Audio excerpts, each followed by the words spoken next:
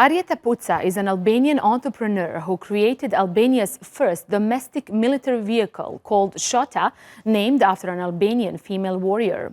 She founded her company Timak in Tirana 8 years ago, and the company produces ambulances and defense and security vehicles. Today, their vehicles are in service in more than 20 countries. She also works with the UN, World Bank, and NATO. As a young woman, Puca says she wants her company to empower girls and women in male-dominated sectors. Omer Saraci visited Puca's company and spoke with her.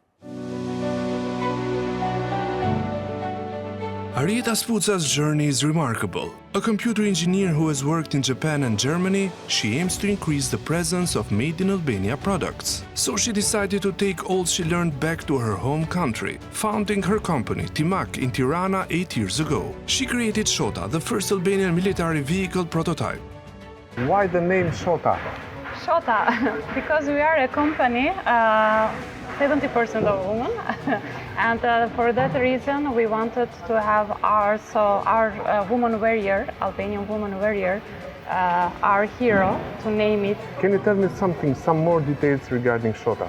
Shota is an MRF, it's a prototype, so it has a capacity of 8+2, but of course it's optional. And it has protection level of BR7. Normally, as a company, we are already producing vehicles, like we are doing ambulances, fire trucks, and lately, because of the war situations, we started to build armored ambulances. One of my dreams was to build a military vehicle, Albanian military vehicle, because it was not done before. So we decided to go with our first domestic military vehicle. How do you see the future of the defense industry in Albania? I think government is working very hard about it. The companies who are producing in Albania will have 10% tax and 0% of dividend tax.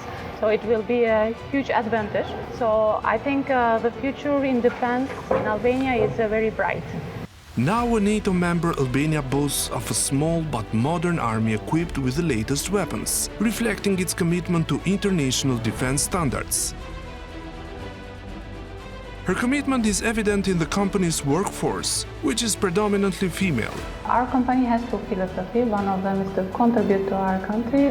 Secondly is to empower girls and women in sectors male-dominated. So we are actually finding by ourselves, and generally if there is a position, we choose a woman.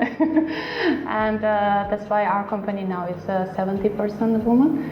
And the idea is to motivate them, to show that there is many sectors that they can work, and to be more open-minded to work in these places.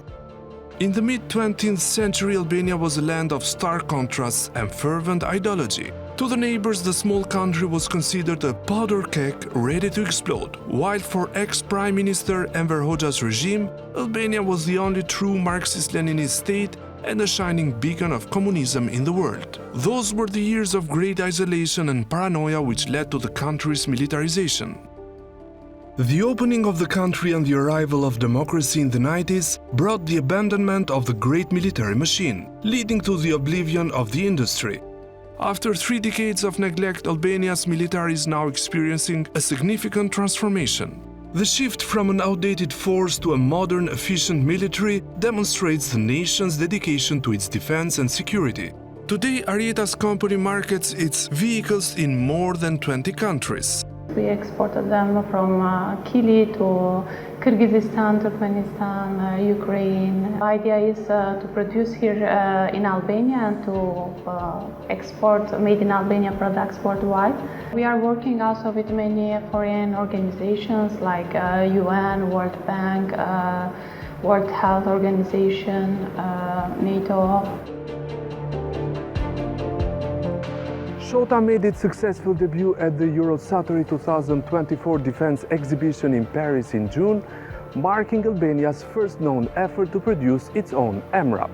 It showcases Albania's expanding defense manufacturing capabilities, signaling a promising future for the industry and emphasizing its potential to contribute to regional peace and stability.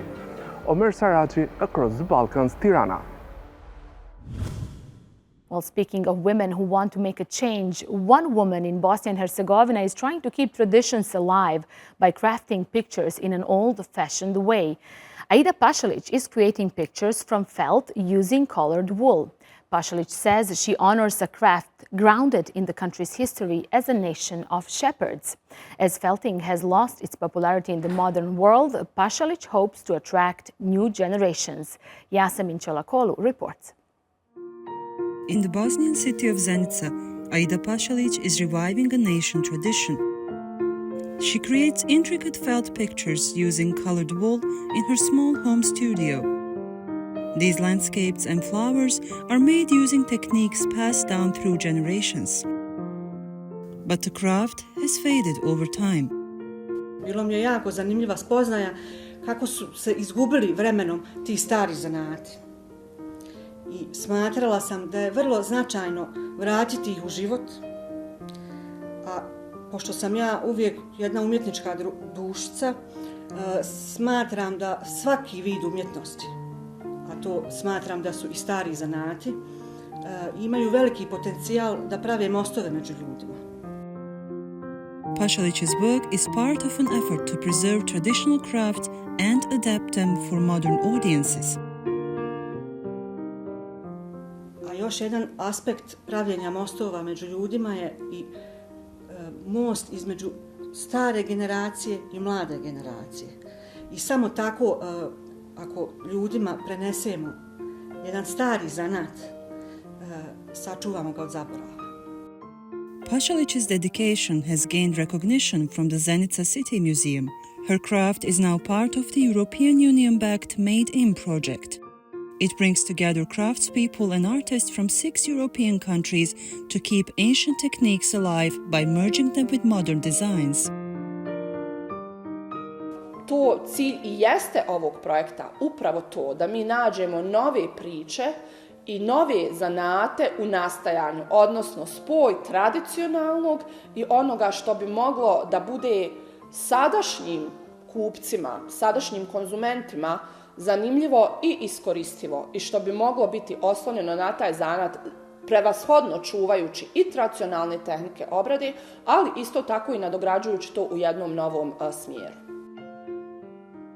Pašalić now passes on her knowledge through workshops, teaching younger generations the art of felting in hopes that they too will carry on the age-old tradition. Yasemin Čolakolu, Across the Balkans. Well, that's it for this week. Thanks for watching this episode of Across the Balkans. From me and the whole team here in Istanbul, bye-bye for now and see you next time.